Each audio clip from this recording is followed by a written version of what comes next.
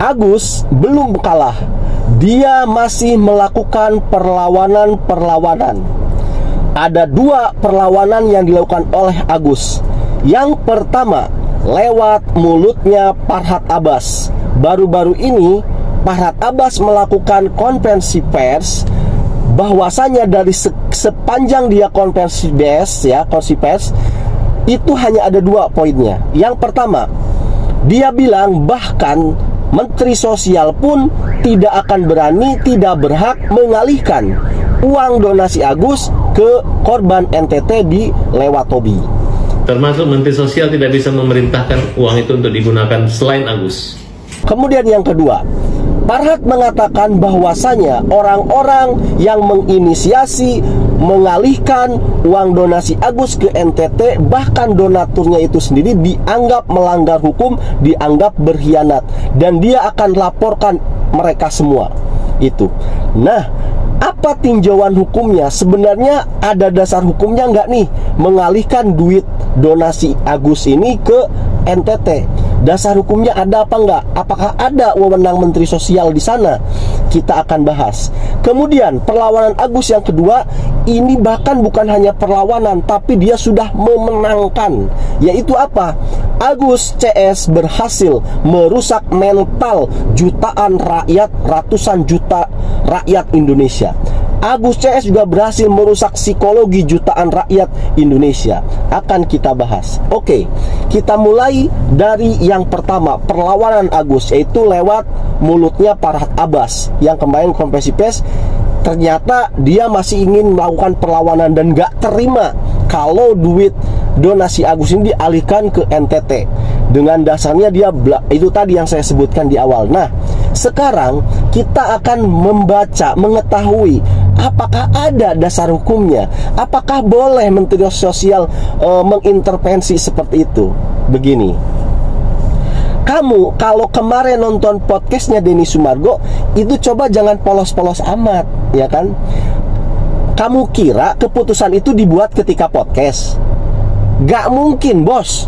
Itu keputusan sudah mateng, bahkan mungkin sudah 3 atau 4 hari yang lalu sudah dibicarakan. Sebenarnya sudah ada keputusan itu sebelum tag syuting, begitu loh. Jadi dalam podcast kemarin kalau ada keputusan ini dipindahkan ke NTT Lewatobi, kemudian dan lain sebagainya, itu bukan keputusan yang diambil ketika podcast. Ya bodoh aja.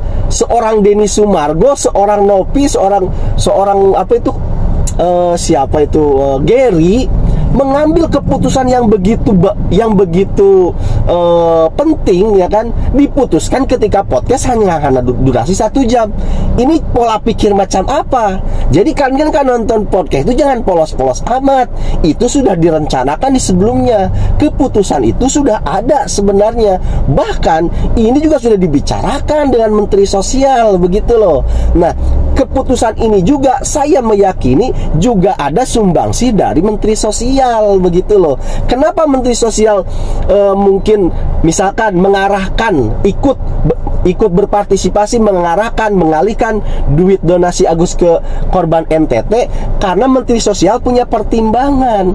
Apa itu pertimbangannya? Karena Agus sudah diberi kesempatan, ya kan, untuk bisa memakai uang donasi Agus itu dengan syarat-syarat tertentu. Salah satunya adalah dengan transparan. Agus pergi ke rumah sakit, ya kan, nanti berikan invoice apoteknya, invoice dari dokternya, invoice dari labnya, serahkanlah ke pihaknya Nopi, kemudian dibayar oleh pihaknya Alop, oleh yayasannya Nopi, ya kan. Tapi kesempatan yang diberikan oleh menteri ini tidak dijalankan oleh Agus. Agus tidak sama sekali tidak berobat, malah mondar-mandir sana sini, ngalah nge-lab bareng, malah ke Polda.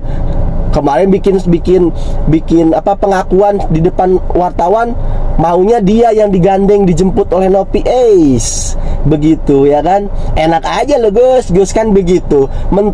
Menteri Sosial juga ceremet ataupun gemes lihat si Agus nih. Ini orang sebenarnya sakit apa kagak sih, begitu. Akhirnya ketika ada saran, ya udahlah Gus, kita alihkan aja ke korban bencana di NTT. Pasti ini juga ada sumbangsi kesepakatan dari Gus Menteri. Ya kan, nggak mungkin, nggak, masa diputuskan ketika podcast, lucu ya kan. Nah begitu loh.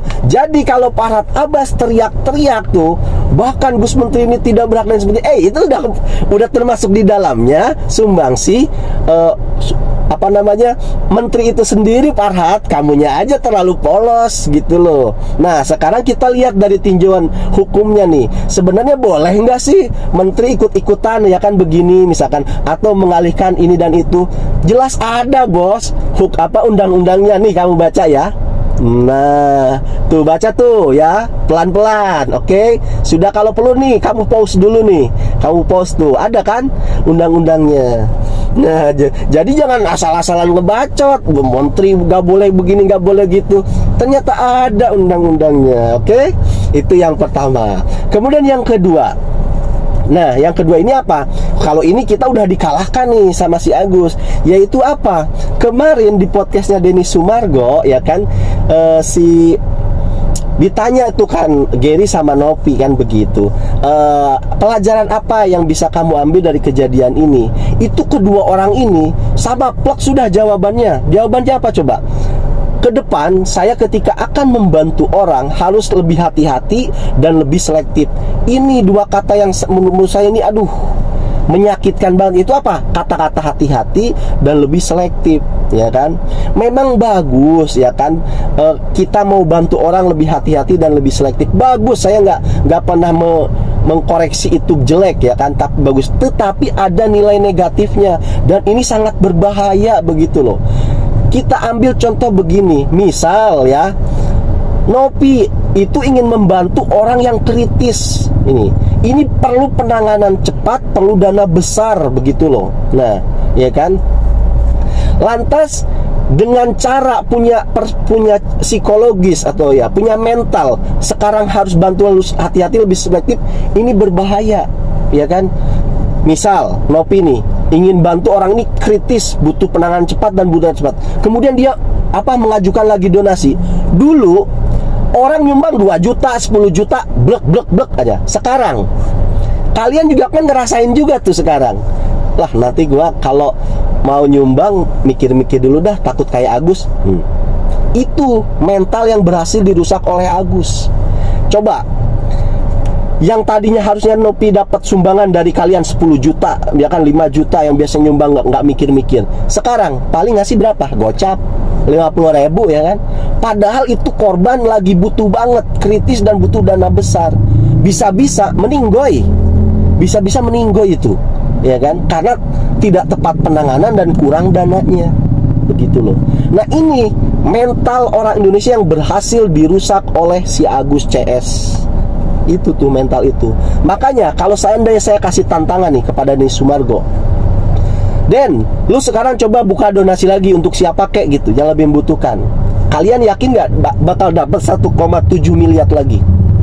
Saya sih nggak yakin. Kenapa? Karena mental jutaan rakyat Indonesia sudah dirusak sama si Agus CS, ya kan? Dulu sebelum dirusak nih, mereka nyumbang 1 juta, 2 juta, 10 juta nih.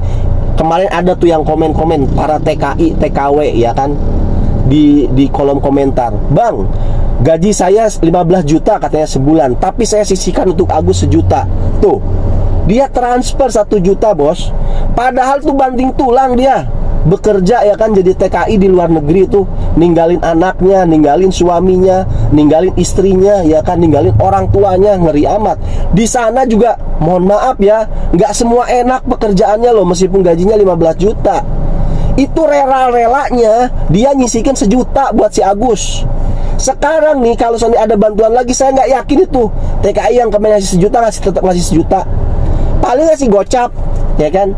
Dia pengen lihat dulu, ngasih dulu aja lah gocap gitu. Kalau orangnya baik baru kemudian transfer lagi, ya kan? Paling begitu nih, itu orang baik banget loh. 2 kali ngasih bantuan. Yang pertama dia hati-hati, selektif, baru yang selanjutnya baru dia ngasih mungkin 1 juta.